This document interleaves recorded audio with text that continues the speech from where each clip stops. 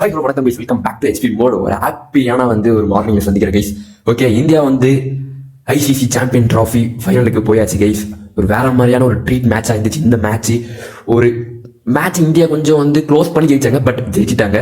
First மேட்சோட சம்மரிக்கு போயிடுவோம். Australia டாஸை ஜெயிச்சு முதல்ல பேட்டிங் சூஸ் பண்ணாங்க. அங்கேயே அவங்களுக்கு ஒரு டவுன் ஆயிடுச்சு. ஏன்னா சேசிங் இஸ் த பெஸ்ட். ஏன்னா அந்த பிச்சு பேட் சூப்பராக வருதுங்க. சேசிங்ல கரெக்டாக இந்த ஸ்கோர் கணிச்சு அழகாக ஆடி இருக்கலாம். அதுதான் ஆஸ்திரேலியா மிஸ் பண்ணிட்டாங்க. ஆனால் அலெக்ஸ் கேரி, ஸ்மித் செம்மையாக ஆடினாங்க. ஒரு 290 அடிக்க வேண்டிய ஸ்கோர்ல ஒரு 260 இந்தியா கண்ட்ரோல் பண்ணாங்க. அதே பெரிய விஷயம். சுமன் கில், ரோஹித் சர்மா கொஞ்சம் நல்லா ஸ்டார்ட் பண்ணாங்க. 2 4 அடிச்சாங்க. அதுக்கப்புறம் சுமன் கில் அன்பார்ச்சுனேட்லி அவுட் ஆயிட்டாரு. ரோஹித் சர்மாவும் அவுட் ஆயிட்டாரு. 2 வாய்ப்பு கிடைச்சிச்சு ரோஹித் சர்மாக்கு, பட் அவுட் ஆயிட்டாரு. அதுக்கப்புறம் சேஸ் மாஸ்டர் வந்தாருங்க. எப்பா ஒரு இன்னிங்ஸை 260 அந்த ஸ்கோர் எப்படி எடுத்துட்டு போகணும் எனக்கு தெரியும் அப்படின்ற மாதிரி சிங்கிளை போட்டு ஆஸ்திரேலியா மெரிச்சிட்டாரு. உண்மையிலே சிங்கிள் 5-4 மட்டும்தான் 84 ரன்ஸ் அடிச்சிருக்காரு. 100 மிஸ் பண்ணிட்டாரு. ஓகே, மைல் ஸ்டோன் மேட்டர் கிடையாது. இந்தியா வின் பண்ணணும், அதுதான் விராட் கோலியோட குறிக்கோளா இருந்துச்சு. வருண் சக்கரவர்த்தி வந்தாரு, 8 விக்கெட் எடுத்தாரு. ஓகே, ஹெட்டேக் போயிடுச்சு. அதுக்கப்புறம் ஸ்ரேயஸ் ஐயர் விராட் கோலி கூட ஒரு பார்ட்னர்ஷிப் பண்ணாருங்க. அருமையான பார்ட்னர்ஷிப். ஸ்ரேயஸ் ஐயர் அந்த ஸ்பின்னரை போட்டு பொழந்தாரு. அதுக்கப்புறம் ஆலன் ஜம்பா கிட்ட தான் அவுட் ஆனாரு. பரவாயில்ல, அவரோட வேலையை கிட்டத்தட்ட டன் பண்ணிட்டாரு. அப்புறம் அக்ஷர் பட்டேல் வந்தாருங்க.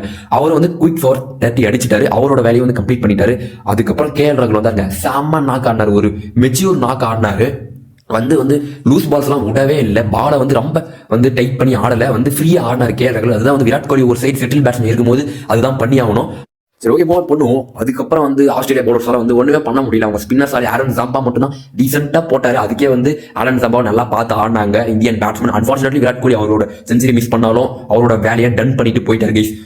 அதுக்கப்புறம் ஹர்திக் பாண்டியா வந்தாரு. அதுக்கப்புறம் சொல்லவே வேணாம், அந்த 2 ஷாட் நான் ஏன் அந்த ஹர்திக் பாண்டியா வேற மாதிரி ஒரு செமையா 2 ஷாட் அடிச்சாரு. அங்கேயே மேட்ச் முடிஞ்சிச்சு. ஆல்ரெடி முடிஞ்ச மேட்ச் இருந்தாலும் ஆஸ்திரேலியன்ஸ் க்ளோஸா எடுத்துட்டு போனாங்க. அந்த 2 ஷாட் ஒரு 4 அங்கேயே மேட்ச் சீல் பண்ணிட்டாங்க.